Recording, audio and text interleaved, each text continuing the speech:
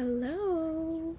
So I realized I forgot to introduce myself on the last video.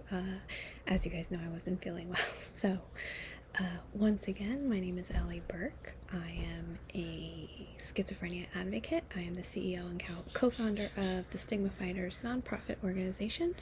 I'm a communications professional and in my senior year of my journalism and mass communications bachelor's program. So thank you so much for joining me on this journey. Thanks so much to everyone who was already here. I really appreciate your kind comments on my last video. It was a really bad day and really hard to share that I was going through what I was going through, but I'm feeling a lot better after a couple of days of rest. So I read all your comments and just wanted to say thank you so much. It was really kind of you. I don't have anything new to share because it's only been a couple days since my last video. Oh, I do. I lied. The Enchanters is live on Kindle. So, like I said before, as you know, I'm reading Violet Midnight on this video series. It's the first book of the series. It's a 3-part series, but it is available for Kindle. And if you don't have a Kindle, you can read it on your computer with the Kindle app or even on your phone. So I will link the Enchanter series there. If you do read it, I would love if you leave me an honest review. And if there are any people who write reviews or blog watching this, please let me know. If you would like to read the book, I'd be happy to exchange a free copy of the book in exchange for your honest review. So alright, so we are in chapter 5 of Violet Midnight. I think today we're going to do chapter 5, which I mentioned before is 3 pages, and we're going to do the before that comes out after this, just a couple sentences. So let's get started. Alright, chapter 5. He knew she was gone the second her cool touch withdrew from his arm. He never saw her, but had felt her disappear into some cold, dark place. He perceived the black emptiness where she had been summoned, her deep anxiety filling his heart, but he couldn't reach her. He didn't even know her name. Elias opened his eyes and drew in a deep breath. He hadn't been asleep, but in some kind of dark trance. He was standing in his studio, his completed painting in front of him. What was the last thing he said? He couldn't remember. Whatever it was, he knew he heard a voice. It was a woman's voice, alarmed, scared almost. Still a beautiful voice, though, like the sound a piano's high keys made when played in a distinct melody. He spun himself around, searching every corner of the room. No one was there. Elias racked his brain for a moment. He remembered a cool sensation on his arm before he heard the voice, then nothing. Nothing until he found himself standing here. He looked down at his arm. On it was a handprint of glitter, purple. Elias looked at his painting, then looked at his arm, back and forth. The purple color in the painting was the exact shade of the handprint on his arm. He was crazy. That's all. A raging lunatic. He went to the bathroom to shower. He washed his arm with soap, but it wouldn't come off. He got out, ignoring his new tattoo, and dressed in jeans and a black long-sleeve shirt. He put on some black leather boots and went to the kitchen phone and dialed. After one ring, an older woman's voice answered. "Hey, Auntie." "Elias, don't call me Auntie. It makes me feel old. I'm so glad to hear from you. Did you get the spices in the tea I sent you?" "Yeah," he whispered, a quiet attempt to hide any skepticism or awkwardness that may be in his tone. "What's wrong?" Elias closed his eyes. She was too good. There was no point in answering her. He had no idea how to explain how he was feeling at the moment. "Has your mom called?" "No." Janine let out a long sigh, which Elias could hear through the phone. She didn't say anything further on the subject. There was nothing to say. "Listen," Elias said, "I've heard about this great place. Come out with me. I'll buy you dinner." "Sounds great, honey. I'll be ready in 10. Elias walked out the door and got in Liam's black Aston Martin.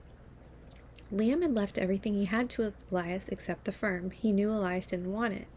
He reversed from the driveway and started making his way to Devonbrook, a small town next to Hazel Grove. Gray County consisted of 3 towns, Devonbrook, Hazel Grove, and Jasmine Lake. Hazel Grove was the party town, Devonbrook the family town, and Jasmine Lake. Jasmine was just really weird. After a few minutes of driving, Elias reached a small residential area. He turned on a church street and pulled into the driveway. He smiled at his aunt's house. Most of the small houses on the street were painted different shades of brown.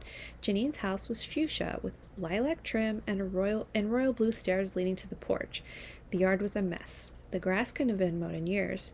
A small piece of white cloth distracted his view, and he looked up the tall oak tree. Sorry, I just got a call. And I lost my space. Oh my gosh, how unprofessional. Oak tree in the yard. Hanging from the branches were shredded pieces of toilet paper, looking battered and weathered, like the tree had been TP'd several weeks ago. Someone had used a screwdriver to draw a large X on the tree's trunk. Elias walked across the yard, the weeds attacking his knees, and went up the stairs. 2 dead rats were next to the welcome mat, and several broken eggshells were scattered around the porch. Avoiding the dried egg goo, Elias knocked on the green door. The door opened, and Janine smiled at him. She was 62, not a gray hair on her head. Her fine brown hair was long, but she never let it down. She wore a long dress, every color known to man coming together on it. A bright blue scarf circled her neck, and her brown eyes were lined with pink, shimmery makeup. He let out a long breath, relieved at the sight of her. "Look how handsome you are," Janine said. "It's been too long. Come here." Elias stepped forward, hugged her, and kissed her cheek. They walked to the car. Elias opened the passenger door for her and drove back to Hazel Grove. "Why don't you move to Hazel, Janine?" Elias asked her in a very strict tone. They were thoughtless pranks, the neighbors clearly upset that Janine lived in their town without a family with her crazy antics. Elias worried that it could turn into something dangerous. If Janine was harmed, Elias shivered, unable to complete the thought in his head. I was going to. I was looking for a new house, so I rented this place temporarily until I could find something I liked. But I decided to stay the first time I found dead rodents on my porch, so I painted it pink." She was smiling. Elias just laughed. She was completely serious and would not be influenced. That was just her. "So, do you want me to mow your lawn at least?" Janine laughed. "No, I like it. It scares the neighbors." Elias shook his head at her. She did sound crazy sometimes, but she wasn't. She was the only sane one in their family as far as he was concerned. She was nothing like her younger sister, Elias's mother. Janine was a free spirit. Her paintings were amazing. She sold them to Hollywood celebrities and wealthy people all over the world. She never married, had no children, and didn't regret a minute of her life. Of course, his mother didn't approve, but Elias could care less. He admired her. After a few minutes, they reached Ruby's diner. He parked in the back, ignoring onlookers' stares. They were looking at the car, not at him. They went into the diner and found a small table in the corner. A young girl in a red polo shirt walked up to their table. She was a little plump, like she enjoyed food, but not fat, just comfy. Her name tag introduced her as Audrey. "Welcome to Ruby's. What can I get you?" Elias looked across the table to Janine. She shrugged. "Whatever you think." "Are the rumors true?" he asked Audrey. "Is the Ruby as good as everyone says?" "Yes," she laughed nervously. "Absolutely." "We'll both try that." "To drink? We have a special blend of iced tea. It's fused with rosemary." Elias's throat crackled, and his laugh was so loud that it was almost obnoxious in the setting of the quiet diner. He cleared his throat and forced a calm look on his face.